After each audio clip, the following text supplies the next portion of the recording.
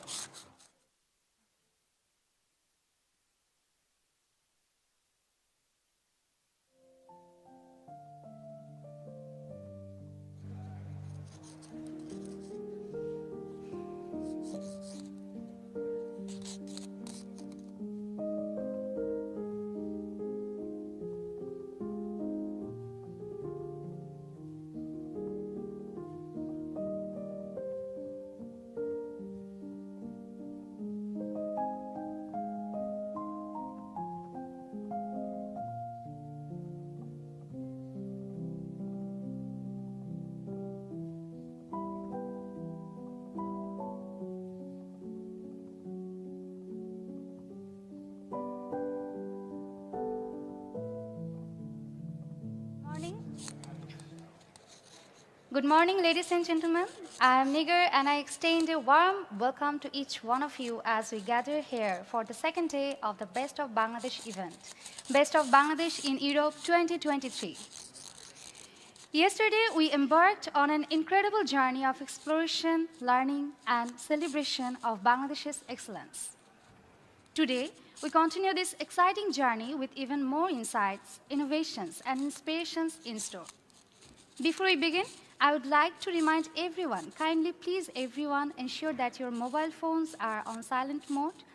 For any event-related announcements, please stay tuned to our official channels to stay updated. We hope you are comfortably seated because we are about to dive into another day of thought-provoking discussions, captivating performances, and engaging exhibitions. The stage is set and the excitement is palpable. Thank you for being part of this extraordinary event.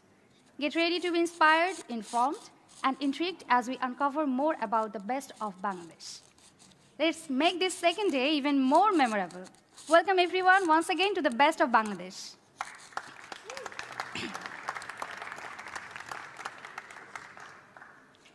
Ladies and gentlemen, a very warm welcome to the second day of the Best of Bangladesh in Europe 2023. It's fantastic to see so many familiar faces and new friends joining us once again as we continue this incredible journey. Yesterday, we embarked on a memorable expedition, celebrating the excellence, innovation, and culture of Bangladesh. Today, we promise even more remarkable discoveries and insights.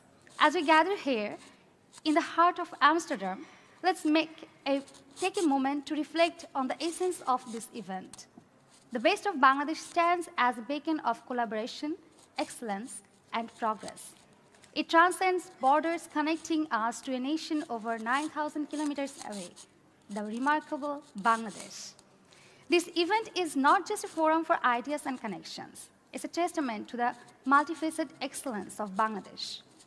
Over the next 2 days, we will delve even deeper into Bangladesh's vast potential, exploring its diverse industries, commitment to ethical practices, and its rich cultural heritage.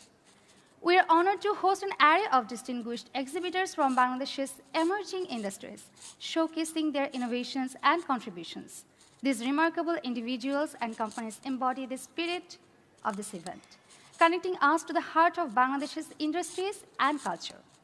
Today, we invite you to partake in engaging sessions, explore captivating exhibitions, and savor the flavors of Bangladeshi cuisine at the Food Bazaar. Immerse yourself in our art exposition, a gallery of culture and heritage that promises to captivate. Don't forget to witness the live painting, where an eminent artist will vividly capture the essence of Bangladeshi culture.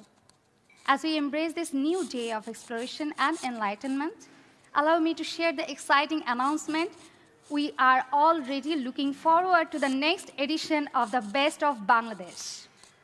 Make your calendars marked because the second edition of Best of Bangladesh will take place on the 11th and 12th September 2024 at Westergest in Amsterdam. The enthusiasm is already building, and we can't wait to see you there. We're very, very excited. So as we commence this second day, I invite you to immerse yourself fully in the best of Bangladesh experience. Together, we will continue to celebrate the remarkable nation of Bangladesh and all that it represents. Thank you for being a part of this extraordinary journey. Welcome to the best of Bangladesh. Good morning once again, and now I would like to say something about the organizers. We hope you had a very restful evening and are ready to continue our journey through this excellence, innovation, and culture of Bangladesh. Once again, we would like to extend our heartfelt gratitude to the institutions that have made this event possible. This extraordinary event is organized by the Bangladesh Apple Exchange, and it continues to thrive thanks to their dedication to promoting Bangladesh's immense potential. We are honored to have the steadfast support of the Embassy of Bangladesh to the Netherlands. Their commitment to the strengthening international ties has been instrumental in shaping this event. Our gratitude also goes out to the Ministry of Commerce and the Export Promotion Bureau of Bangladesh. Their unwavering vision has been a driving force behind the event's success. Our gratitude also goes to the Ministry of Commerce and the Export Promotion Bureau of Bangladesh. Furthermore, our association with PDS Limited has been a catalyst for transformative partnerships and innovative endeavors. Together, these institutions have created a platform that transcends, beacons, and connects Bangladesh with Europe and the world. They have fostered an environment where ideas flourish, opportunities abound, and culture merge. As we step into the second day of the Best of Bangladesh in Europe 2023, let us once again acknowledge and celebrate the collaborative spirit that continues to drive this event. Please join me in a round of applause to express our gratitude to the Bangladesh Apple Exchange, the Embassy of Bangladesh to the Netherlands, the Ministry of Commerce, the Export Promotion Bureau, and PDS Limited for their invaluable support. As we continue our journey through the Best of Bangladesh in Europe 2023, it's essential to recognize the invaluable contribution of the organizations and individuals who have made this event possible. Their dedication to promoting excellence, innovation, and culture has been instrumental in shaping this remarkable occasion. Let us express our sincere gratitude to the following contributors: Ministry of Commerce, Bangladesh; Ministry of Foreign Affairs, Bangladesh; Embassy of Bangladesh to the Netherlands; Export Promotion Bureau, Bangladesh; Netherlands Enterprise Agency; Ministry of Infrastructure and Water Management, Netherlands; Ministry of Agriculture, Nature and Food Quality of the Netherlands; Center for the Promotion of Import, CBI; Economic and Social Council of the Netherlands, SER; Sustainable Apparel Coalition; Loudest Foundation; Better Work; International Accord; Fair Wear Foundation; RAP Compliance; Ethical Trade Initiative; Amphori; Oxfam; Social and Labor Convergence Program; G-Star Raw; We Fashion; Orange Corner; Good Fashion Fund; Fashion for Good; Open Supply Hub; Quaternious Holding; True Value; One to Watch; Labeled by; Renew Cell; Upcycle Labs; Lariv International Ingest; Light Castle Partners; Sprout Economics. Each of these entities has played a pivotal role in bringing together this global community, fostering collaborations, and showcasing the best Bangladesh industry and culture. Thank you so much. Thank you so much to the organizations.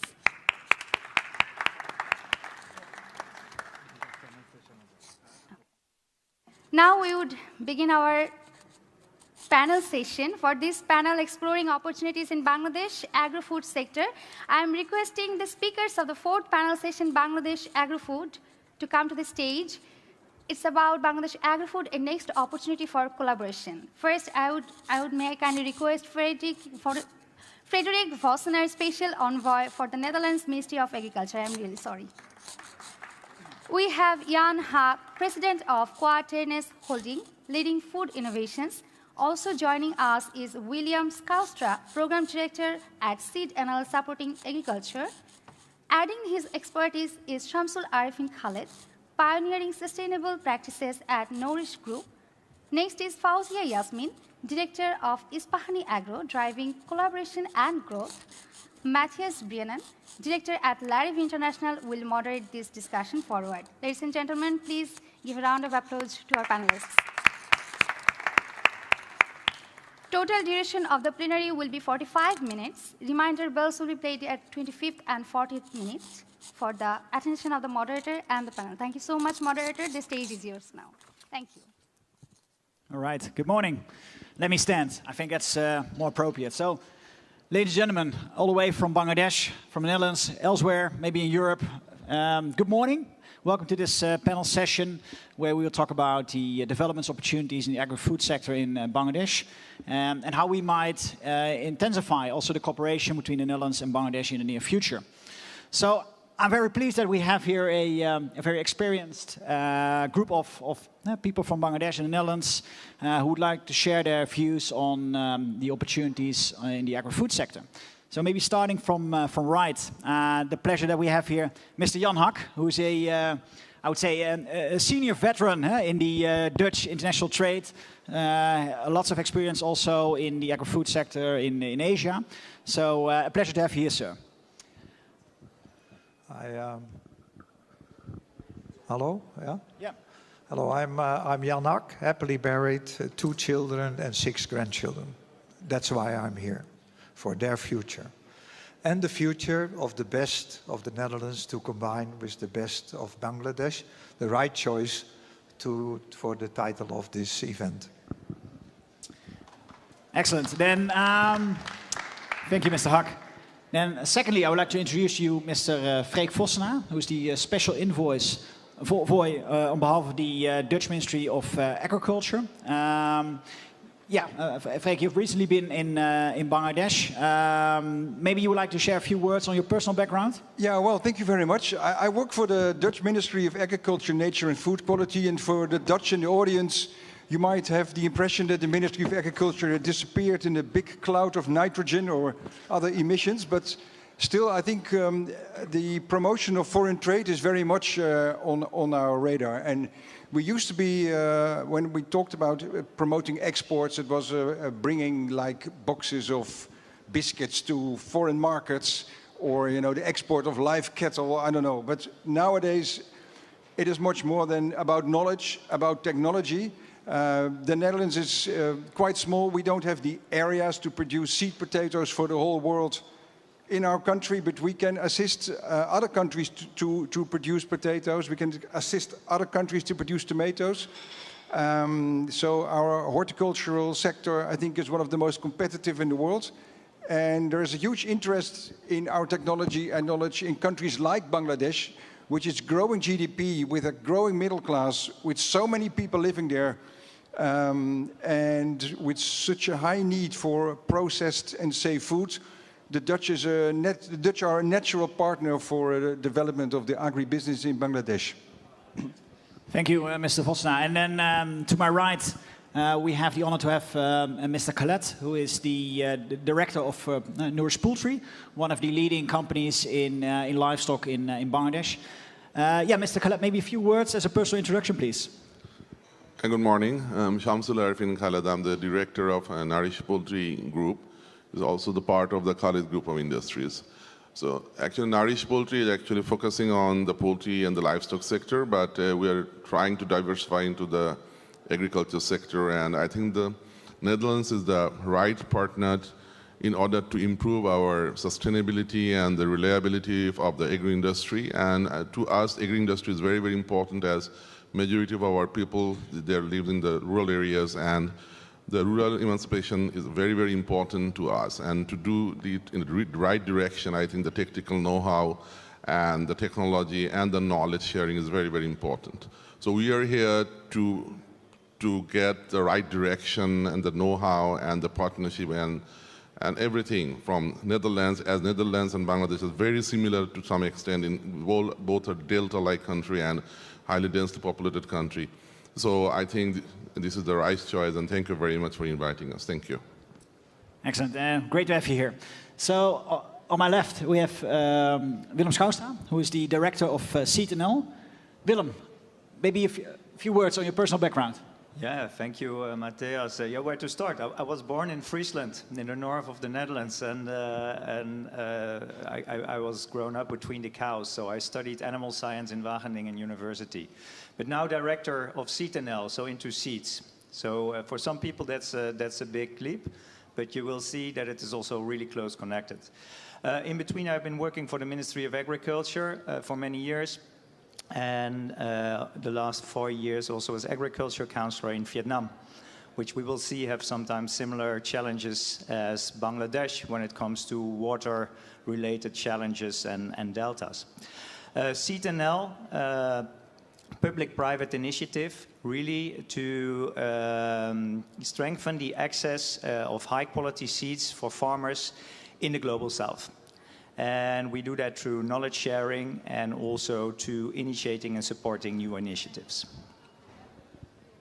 Excellent, thank you, Willem. And finally, we have Ms. Yasmin of Isbahani Group. Yeah, please, you might stand if you wish. Perhaps a short, brief personal intro and also about your company, please. Thank you. I have a small presentation. Yeah, correct. Now, or? If it's possible, yeah, you can accompany that in your presentation. Yeah, there we go. Okay. Thank you. Thank you. I am Fauzia Yasmin from Isbahani Agro Limited. Isbahani Agro is a sister concern of Isbahani Group of company. Isbahani Group has a 200 years heritage of business in Bangladesh and pioneer in many fields like tea, textile, food, jute, and many others. And Isbahani Agro Limited is working with inputs for farmer like seed, biopesticide, and other inputs, and output for the consumer. So Isbahani Agro is dealing with the input and output for both market. And the objective of Isbahani Agro Limited is to develop a sustainable and environmental friendly agriculture system. Can I have the clicker?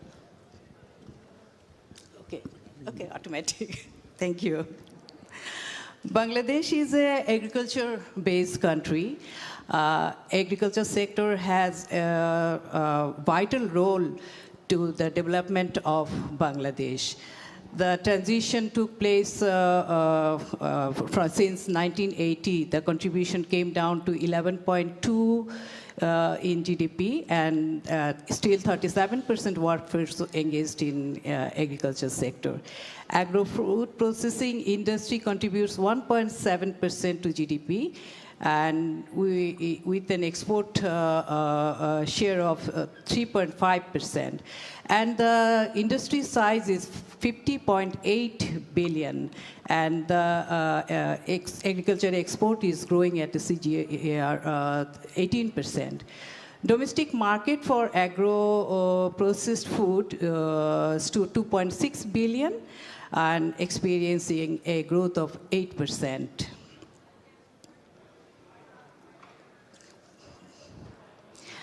The contribution of agriculture, we know that has a tremendous influence in the development. Bangladesh is already reached to a top of production list for many crops, like in rice, it is third, freshwater fish also in third position, dried chili second position, and potato and ginger in the seventh position.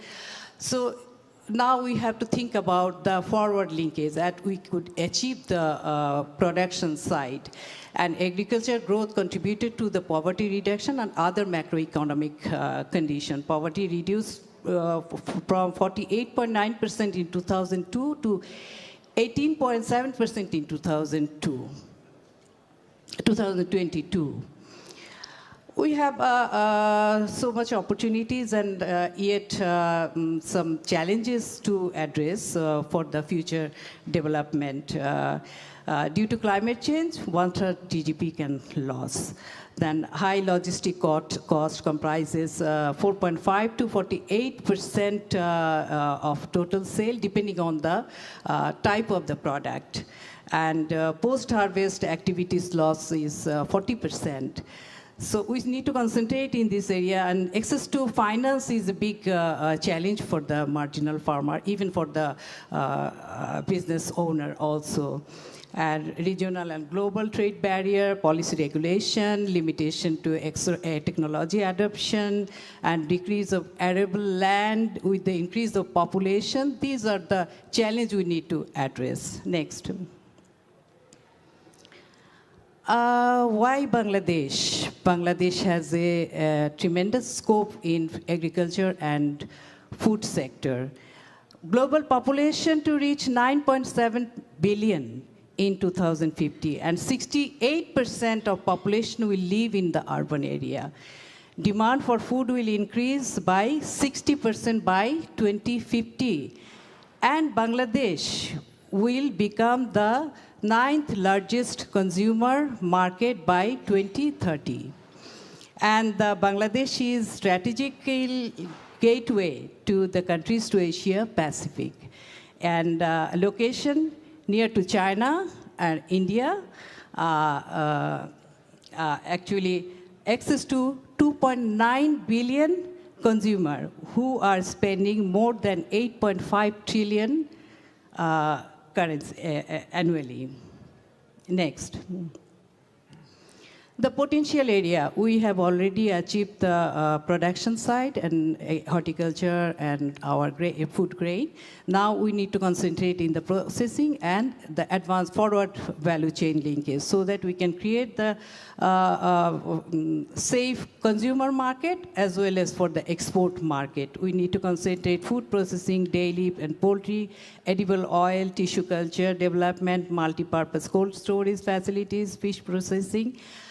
And climate challenge can create the investment opportunity also. There is an opportunity in climate adaptive approach, climate resilient agro inputs, solar powered irrigation, solar powered cold storage, digital climate smart agriculture advisory system, what you were talking about today, and solar power plant, which is necessary for Bangladesh. Next. We are here for the opportunity for achieving sustainable growth. We know Netherlands are so advanced. How can we adopt the technology and accelerate our growth with the help of Netherlands technology? Thank you very much. Thank you, Ms. Yasmin. And actually, you're already setting the scene for the discussion today. We'd like to learn a bit more on your views on what can we do together in order to accelerate the agri-food sector in Bangladesh. Maybe agenda for today. We have about 20-25 minutes left. I would like to share the floor to each of you. I have a couple of questions in mind which I would like to address to you. And then I also like to have a few moments left also to give the audience the opportunity to ask questions to the panelists.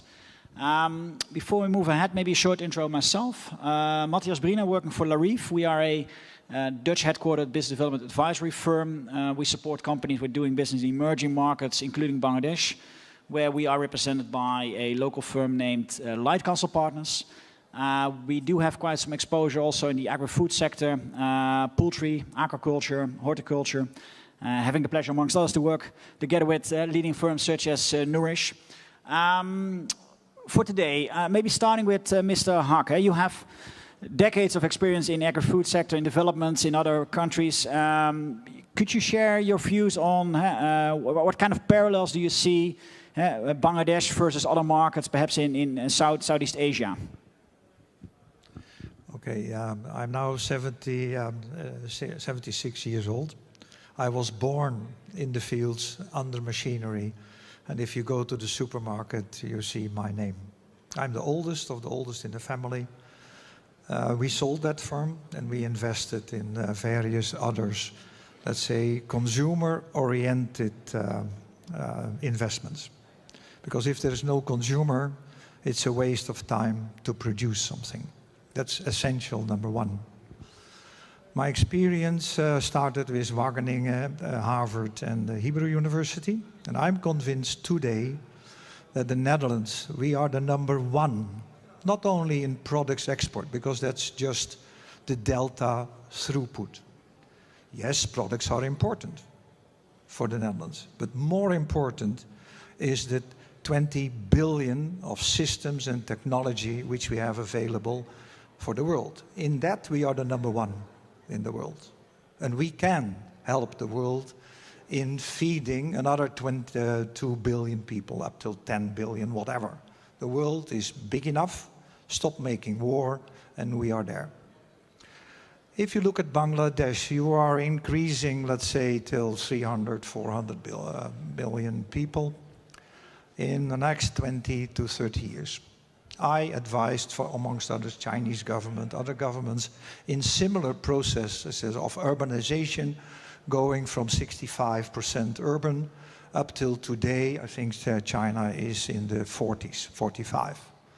And you will, because of land limitations, because of your population not getting poorer, but ending slavery in agriculture, you are going to urbanize.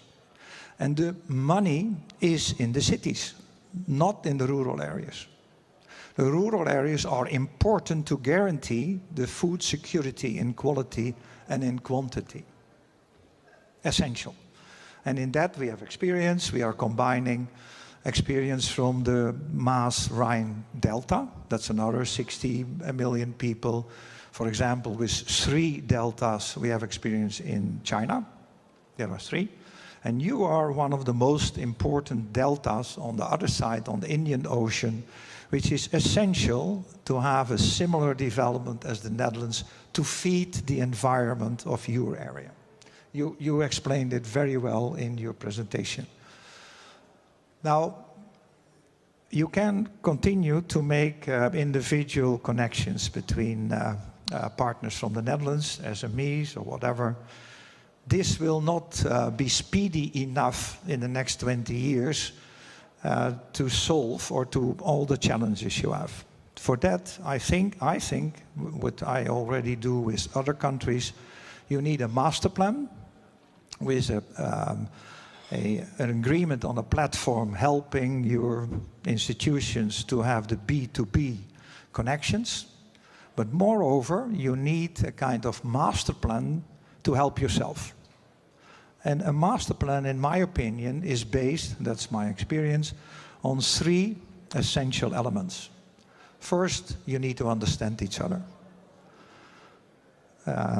Co-creation, you can teach your young kids on all levels, basic level, medium, higher level, and especially also universities.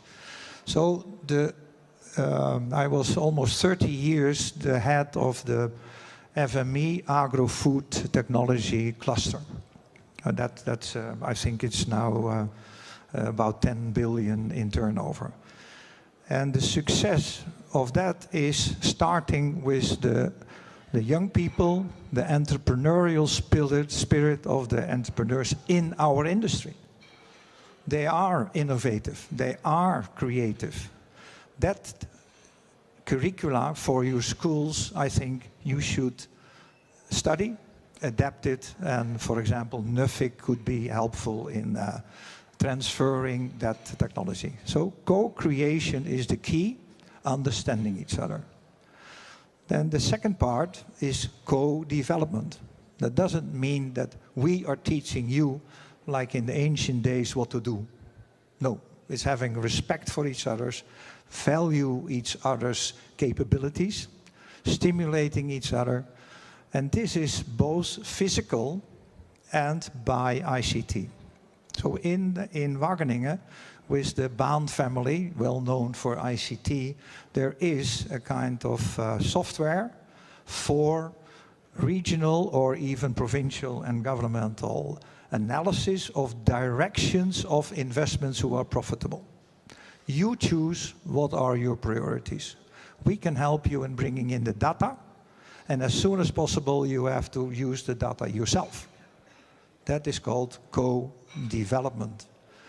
In the end, this will result in the need in your countryside to feed the cities of, let's say, to feed the cities and we come back to the renovations or innovations in retailing and consumer analysis, but you need regional innovation centers in a national network. Because to invest in a white elephant, I saw many times. But one stand-alone investment is bound to fail. You need to do it like I'm used to do in the southern part of Israel, in industrial areas who are really tied together and who are with the nucleus, like in the Horti Center in the Netherlands, the nucleus is the education and the research. And then you have the stimulation of investments, and you will find investors from the Netherlands who want to help you. So that is the co-development part. Purely at the moment ICT, because we cannot reach the 20 or 30% of viewer for 300 million. You cannot reach it physically. You have to do it by ICT. And that means the third part is the communication. Communication by ICT on your app, giving the farmer the right information on his crop disease alert, where to plant, how to plant, when to do what, is all possible because of Copernicus. We have in eLeaf, in Vito, we have all the data from 5 years back. What did you grow? Why it maybe failed? But that's the past. But we are looking for the future. So what should you grow?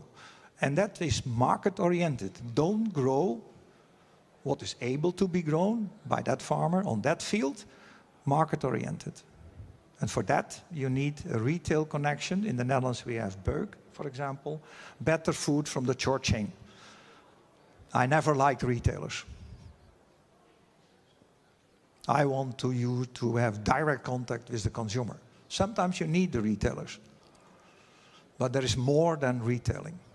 There are many other outlets. So you need a platform, also ICT platform, to connect suppliers with consumers and consuming entities, your institutions, your organizations, to stimulate that direct flow of products at the cheapest, most effective way to benefit the whole chain, primarily the development of the farmer.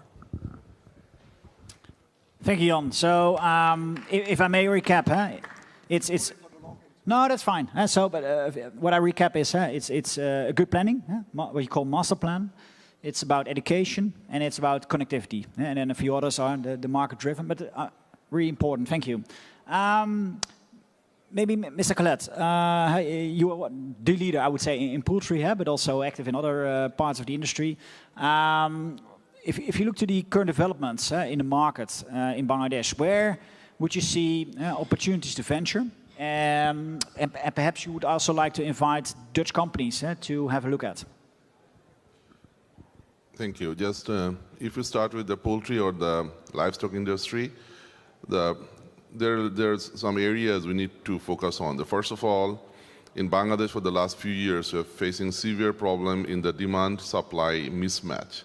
The market is not at equilibrium. Sometimes oversupply, sometimes the low supply, the price is high, sometimes low. It's because of the not much of sharing of the market information and market research. I think it is very, very important in the agriculture sector because it's a highly perishable product, and if you fail to sell on time, then everybody will suffer. And sometimes the consumers will also suffer because of the short supply. It is very, very important. Number two is the forward linkages. The storage, the logistics, and the processing for the further processing. You need to have the cold chain management and the infrastructure for that.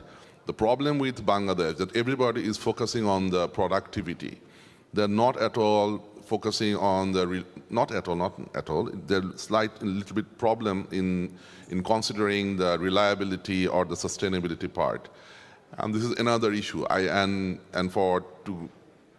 maybe after 2026, the consumers will be changed because the millennials and the Generation Z, they would be the major decision makers, and they will definitely consider the sustainability and the reliability. So to do that, first of all, we need to do the market research and demand supply equilibrium. Government can intervene in those areas to how much to produce and what quality we need to attain. So technology is very, very important, but before that, we need to understand that we need to have the proper infrastructure for that, the cold chain and the logistics. And government support is very, very important. In Bangladesh, 95% is the wet market for the poultry and also the cattle. It's not at all hygienic. Whatever we have done in the production level, the reality is the wet market is the hub of the diseases. All the microbes are there.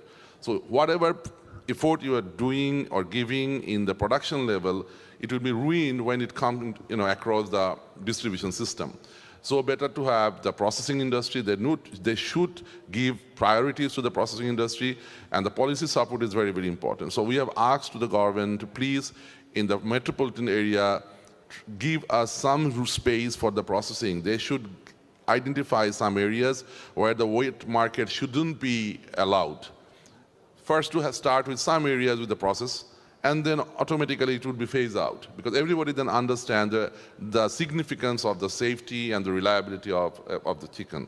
So to us, the missing link is, it's not about the productivity, it's about the missing link is the storage, the logistic, and the government support, infrastructure, the awareness programs. So these are very, very important. It's not about productivity or the technology. Yes, technology is around, and I think the very good understanding between Bangladesh and Netherlands, and we are gradually absorbing technological side, but I think we need some support from those areas, and infrastructure and the logistics and on the processing, the further processing area.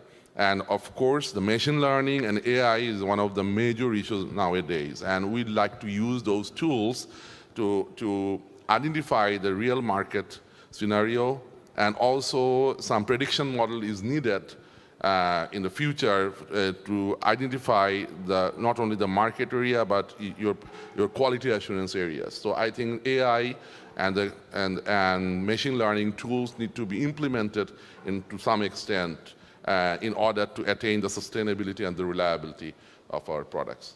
So what you tell us is the need for further investments in particularly downstream, cold chain, processing. You as a company, you're particularly strong in the upstream part. Do you consider yourself to venture ultimately, for example, in cold chain logistics? Or? Yeah, of course. Actually, we're here to focus or concentrate on those areas and to have some sharing, knowledge sharing, and also technology sharing in those areas, the forward integration and the mid-level areas. I think if we invite you to come to Bangladesh and we work together to convince our government that they need to change some rules. Otherwise, it will be very difficult, because the wastages in the food in Bangladesh is really, really alarming. Huge, even in our poultry industry also. Without having a processing, it couldn't be affordable for our producers to run our show, because if only 70% of our chicken is consumed and 30% got wasted, then how come you can compete with the neighboring countries? So I think processing is the solution. And to do that, we need phasing out of the wet market and to have a right direction. And I think the Dutch counterparts can help us to convince our government along with us. And within 5 years, everybody will be different. In Bangladesh, compared to Pakistan and India, I just want to share some thoughts. In Pakistan, usually in the average farm size for the poultry is between 20,000 and 30,000. In India, it's around 4,000 to 5,000. In Bangladesh, it's only 1,000. So it's very, very small farms. So small farmers cannot actually capable of doing sustainable production. So we need to improve the quality of the farms and also the farmers, and help them to enhance their production size. I don't want to irrigate the marginal farmers. I want to help them to be a bigger farmers. So I think that should be the approach in Bangladesh. Excellent. So also clear role for the GGG part. Huh? So maybe then making a step to you, Faik. Huh? You were there in June in Bangladesh. Maybe you can share some words what you've seen, but also how, from a Dutch government perspective, we could support Bangladesh in enhancing particularly the downstream industries. Yeah. Thank you very much for that question. Also, thank you to the previous speakers for already pointing out that the government has a huge role to play. I must say, already for a long time, Bangladesh has become on the radar, and all the export promotion that we do is a public-private partnership kind of initiatives that we support. I must also say that the Dutch Enterprise Agency, of whom a representative is here, maybe Nadia, you can stand up and show yourself, because I think you've done the Dutch Enterprise Agency has a great job in disclosing all kinds of information about what's happening in Bangladesh. And sometimes it's in a very detailed level, so entrepreneurs can really take advantage of the information that has been gathered. Dutch Greenhouse Delta is on the brink of publishing a very detailed report about really the details of what's happening in horticulture, so Dutch entrepreneurs can take advantage. But still, in the legislative framework, for example, or to support government services in Bangladesh, indeed there's a role to play for the Dutch government as well. We are, later this year, we'll send some phytosanitary experts to Bangladesh, and maybe Willem can point that out in detail, because you're also part of that mission, to make sure that the phytosanitary service is up to, knows what it's doing, that we have the right legislation in place to create the enabling environment for companies to do business and to set up a framework for companies to grow. That's also happening in the veterinary field, but I think the first priority is in phytosanitary, and there well, as I said, the government is very willing to step up their efforts. Additionally, I think, we need to maybe make an extra effort to promote the opportunities in Bangladesh. We're very much in need of success stories of companies that have managed to do business there and to inspire others. I think Larive also has, you have organized several missions of the clusters that you're leading, but we have to make a concerted effort to, in the Dutch agribusiness, to point out the opportunities in Bangladesh. And that goes by trade missions, but certainly also on a more easy way to bring the good news stories to the people. Interesting one, Faik. And indeed, well, we were just discussing, Mr. Khaled, prior to this session, that we have constructed a demonstration layer farm together, which we're currently doing some trials. We do hope to have a formal opening later this year, also with the Dutch embassy. And then I guess it's important that we also showcase that there are truly remarkable success stories between Dutch and Bangladeshi parties in Bangladesh and share the word. I would like to give the floor to Ms. Yasmin, and I have a particular question. What I learned from your presentation is that you are active in various segments of the agri-food value chains, also working a lot together with farmers. Mr. Khaled mentioned already the structure in various value chains in Bangladesh, that there are many smallholders. What's your experience in working with smallholders, particularly in terms of contract farming and your practical experiences? Thank you for this question. Actually, when we started seed production without contract farming, it is not possible because it needs supervision, close supervision. So we take a group of farmer with a lead farmer, so that we train them, we build them capacity, we give them input support so that we can get back the seed. But very recently, I can give you an example. Very recently, we have conducted a pilot project on climate-affected area with the seed and biopesticide, climate-resilient inputs. So there, actually, the business concept is like that. We provide seed and climate resilient inputs to the farmer on credit, because in the climate affected area, if they are marginal farmer, they don't have any capacity, they are leaving their cultivation practice because they cannot produce their crop. So to introduce them that with climate resilient seed, they can produce their crop. So we did a pilot project. We gave them inputs. Then throughout the production period, we gave them counseling, work for their capacity building. Then we bought back their produces so that they can have an ensured market. So they got the access to finance, they got support for their capacity building, and they got the access to finance. And as I mentioned that we are working in the input and output market, then after buying their produces, then after processing, we supplied it to the consumer through our distribution network. It was a successful piloting, because when we introduced and showed through the demonstration that this seed is actually how it is working, and biopesticide, by using biopesticide, is it environmentally friendly? It helps the climate change adoption, for the adoption of climate change effect. When they see that it is working, they come back. And as we are sharing their risk, so they're ready to take this risk. And when finally they saw that it is profitable for them, they came back for the cultivation practice. So it will work. Our piloting is very successful, so we are going to scale up this business model.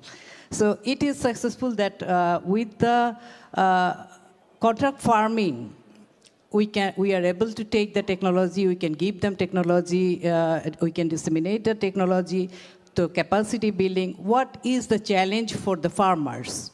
It is possible to provide through the contract farming. Excellent. And to which other crops or value chains are you going to extend this cooperation?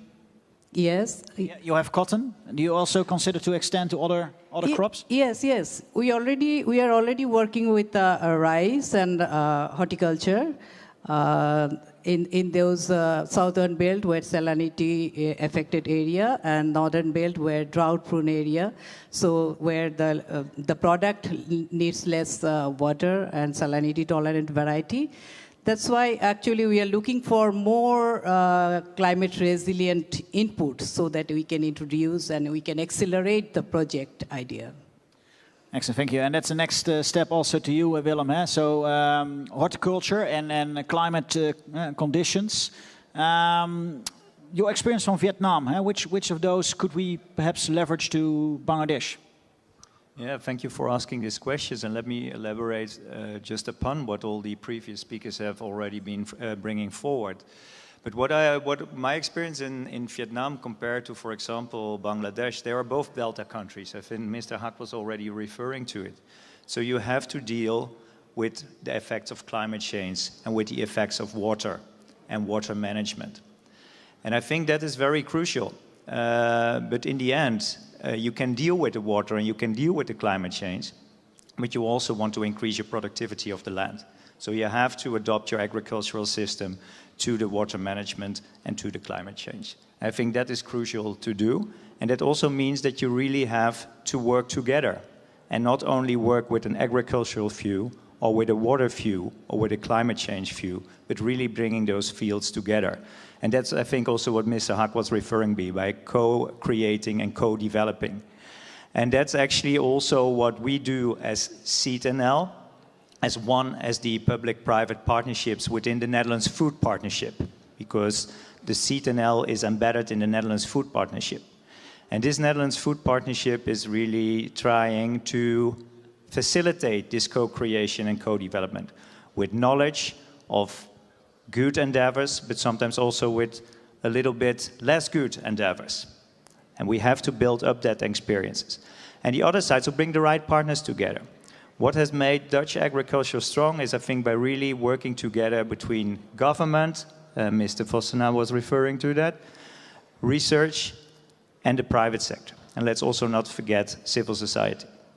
By really working together. And I think when we can do that here in Holland, partnering up with the same families in Bangladesh, we can really co-create and really co-develop, especially in fields like agro-water. Let me also mention saline agriculture, sustainable agriculture, all really important. And of course, I have to repeat it, you said it first, seed. And I think seeds are crucial when you really want to really invest in more high-value crops and also provide an income to all the farmers in Bangladesh. And that's something we can also do together between the Netherlands and Bangladesh. You have wonderful skills, wonderful people. We are coincidentally very good in vegetable seeds and potato seeds. And I'm sure there is a lot of expertise in Bangladesh as well. Let's partner up. And Mr. Vossenaar was referring to a mission later this year. We are going to Bangladesh with a scoping mission to see if we can partner up on seed sector development. So let me close up there. Excellent, Willem. Thank you. And I notice we run a bit out of time, so I would like to give the floor to maybe one or two questions from the audience. So is anyone having any questions for any of our panelists? Not altogether. Maybe Nadia, you on behalf of the Netherlands Enterprise Agency, yeah, I'm giving you the floor. Maybe you don't have to ask any question, but maybe you have any interesting developments you would like to share. So I understood there is a report upcoming on the horticulture sector. Anything else you would like to share on engagements that the Netherlands Enterprise Agency currently has or which are upcoming towards Bangladesh? Nadia. And yeah, there we go. So thank you for giving me the floor. I didn't expect that. So yeah, we are currently doing a lot of projects actually on horticulture because Bangladesh is now a combi country for the Ministry of Foreign Affairs. And that means that we combine trade with development. So we have this combi track on sustainable horticulture, and we're trying to do a lot of different projects within the combi track. One of them is the seed scoping mission, and also what Freek already mentioned is the phytosanitary mission that we will do in December. And next to that, we hope to set up some impact clusters with different companies from both the Netherlands and Bangladesh in sustainable horticulture. So we're really looking forward to do more projects on this topic. And yeah, let's work together on this, and looking forward to start a lot of new projects with all of the people involved in this room. So thank you for everyone. Thank you, Nadia. Anyone else from the audience? Any questions? And if not, and then I would like to conclude and thank you all for attending this session. Also, thank you, my dear panelists, for sharing your experiences, your views on the Bangladeshi market and how we could further intensify the cooperation between the Netherlands and Bangladesh. Personally, I would like to also address that Bangladesh, I think it's a fantastic market, irrespective of the economics, which are incredible. One of the fastest growing markets in Asia in the recent years. A tremendous future ahead in various industries, aquaculture, poultry, horticulture, cold chain, cross linkages in between. So, I mean, we're excited. So we also do hope that we can jointly foster the further growth and enjoy the cooperation between both nations. I would like to thank, although he's not present at current, the Ambassador Rias for lining up this panel, and we do hope to see you all in Bangladesh or the Netherlands. And thank you, and see you soon.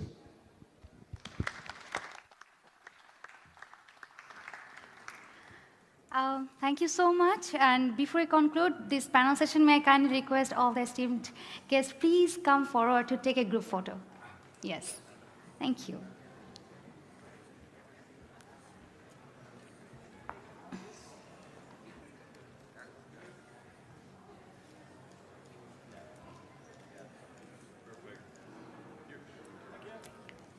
Ladies and gentlemen, please express our gratitude to our distinguished speaker, Frederick Wozner, Jan Haak, William Skaustra, Samsul Arifin Khaled, Fauzia Yasmin, and Matthias Brienen for their valuable contributions.